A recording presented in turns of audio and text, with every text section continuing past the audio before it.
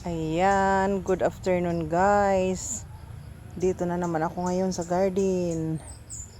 Guys, yung fiddle pig ko, ayan, pinutol ko nung before magpiesta dito sa amin, October 6, mga September ko ito pinutol.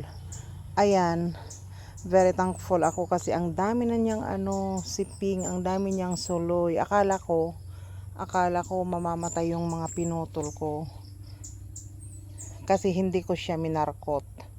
Ayan ang daming sanga. Ayan, ang dami ng murang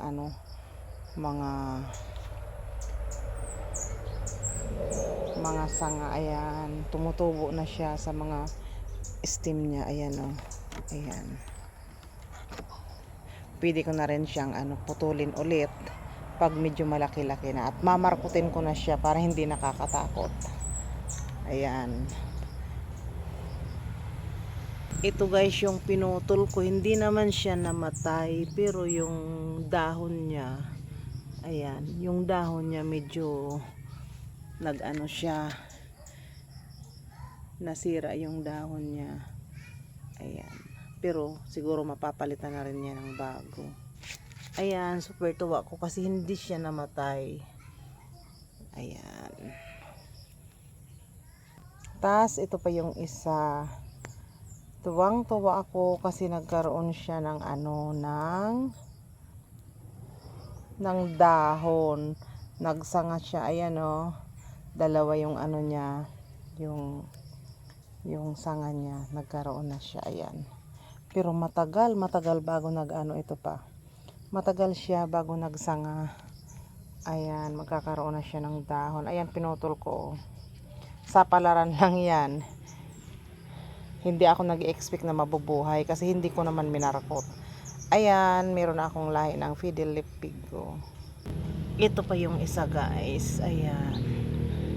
Bali, ayan merong bagong dahon.